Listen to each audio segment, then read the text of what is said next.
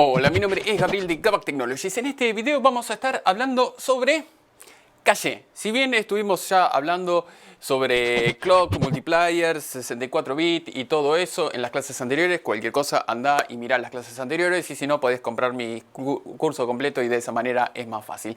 Así que bueno, la memoria caché es algo que es muy rápido comparado a la memoria RAM y al disco rígido. Así que del otro lado vamos a estar hablando, y acá tengo ya escrito algunas cosas que nos van a ayudar a poder entender un poquito más. Así que el tema es así: cuando uno abre un programa, o sea, cualquiera, supongamos por ahí el explorador, el Chrome, el Firefox o cualquier otro programa, se ejecuta ese programa, y a su vez ese programa, por ahí cuando uno visita alguna página web, necesita otro tipo de programas, otro tipo de cosas para poder funcionar. Lo mismo con el tema de cualquier otro programa, o sea, uno abre una cosa y después se ejecutan otras cosas, o por ahí cuando uno está haciendo algún sistema de backup, también uno puede decirle, bueno, cuando termine de hacer el backup, abrí este programa, mandame un mail, avísame que terminó, hace otras cosas, y bueno, y de esa manera se van ejecutando un montón de cosas. Entonces, ¿qué ocurre? Cada vez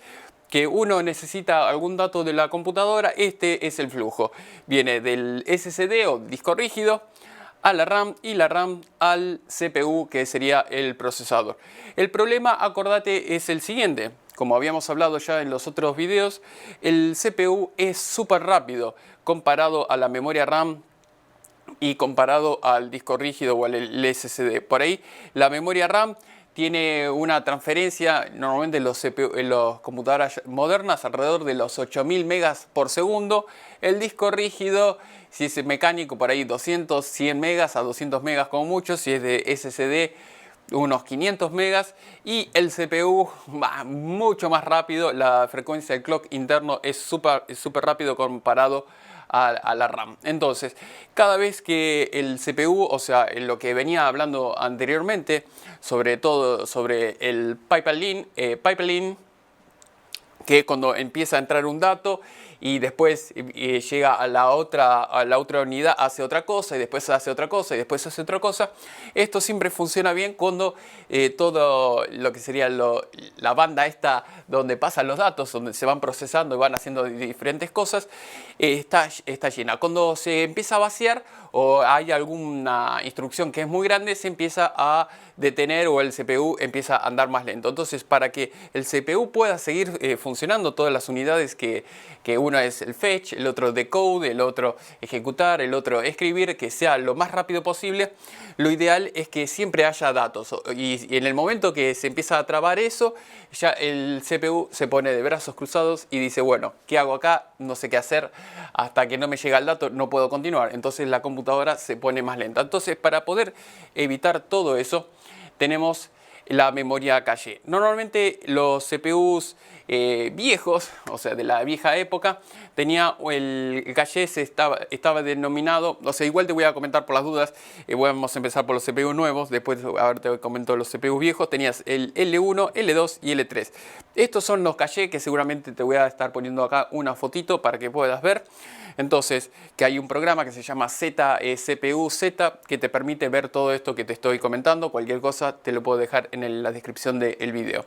Entonces, vos tenías el L1 caché, que es muy chiquito, pero es muy rápido. Después el L2 y después el L3, que normalmente son un poquito, a veces un poquito más lentos. Depende obviamente de la tecnología y todo eso. Bueno, entonces los fabricantes se dieron cuenta que cuando ponían un poquito de memoria caché, o sea, de memoria interna dentro del CPU, o sea, que no estuviese separado, se daban cuenta que el rendimiento del CPU aumentaba un montón. Entonces dijeron, bueno, vamos a hacer algo para que siga mejorando el rendimiento del CPU. Porque lo que hacían los fabricantes después tenías el motherboard y después tenías la memoria caché por separado. Entonces vamos a dibujarte acá primitivamente cómo sería el motherboard.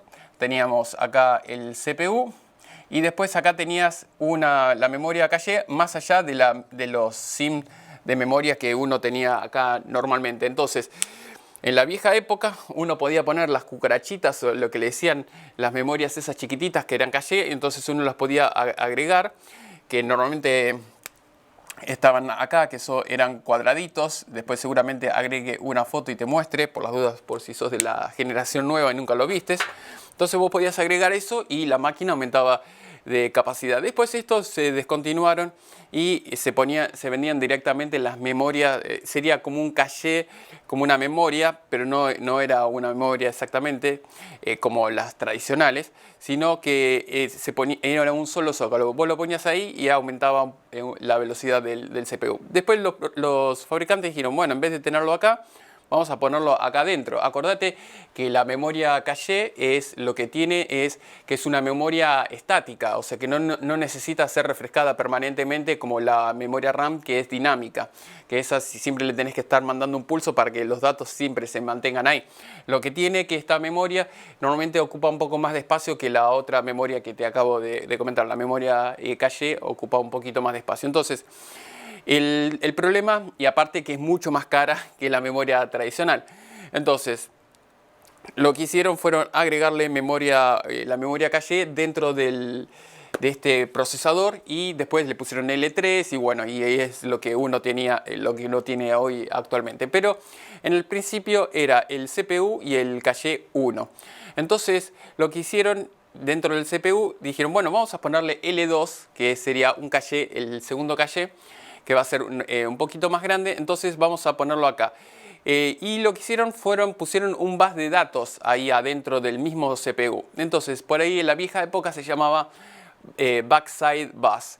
Entonces, la época nueva, o sea, hoy 2016, obviamente ya hace un par de años atrás también, eso ya no existía más y eso se borró y es todo un bloque, entonces ya no existe más. Entonces ya es más, en la época vieja, por las dudas, si te preguntan en el examen de CompTIA A+, si querés hacer la certificación, si te preguntan, cuando te pregunten este tipo de cosas, vos lo que tenés que decir que bueno, en la vieja época, en los CPU viejos, bueno, tenías el L2, que el L2 funcionaba a la mitad de velocidad del L1, porque había un bus de datos y no era todo unido como son los CPUs ahora actualmente. Entonces, hoy en día todos funcionan a la misma velocidad del clock, o sea, es exactamente igual y obviamente funciona todo mucho más rápido e incluso tenés la memoria, el L3, que sería la memoria caché. Entonces, de esa manera todo anda mucho más rápido. Cuando compras un CPU, eso es lo que yo recomiendo, verifica a ver cuál es el CPU que tiene más memoria caché. Obviamente el precio va a ser más grande, más caro, pero la computadora va a funcionar mucho más rápido. Así que siempre te recomiendo eso. Entonces, lo que tenés que tener en cuenta es una cosita, es un dato adicional si querés. Antes había o sea, en algunos, depende del procesador obviamente, tenía el controlador de chip, que era el MCC, que era el Memory Controller Chip, que lo tenían dentro del CPU, después fuera del CPU lo hicieron, después lo volvieron a poner dentro del CPU y eso, entonces eso era algo intermediario entre el CPU y la memoria RAM. Entonces después seguramente vamos a estar comentando, si no podés ver otro de mis videos y vas a entender un poquito más este tipo de cosas que te estoy comentando. Entonces la idea es esa, siempre la memoria caché es para que cuando los programas, es más, esto seguramente lo podés hacer en la computadora actualmente, si vos abrís por ejemplo el Paint o cualquier otro programa, lo abrís, después lo cerrás y después lo volvís a abrir nuevamente, se ejecuta mucho más rápido porque ya tiene un montón de instrucciones y datos ya dentro de la memoria caché. Entonces de esa manera el programa se ejecuta mucho más rápido porque no tiene que volver a pedirlo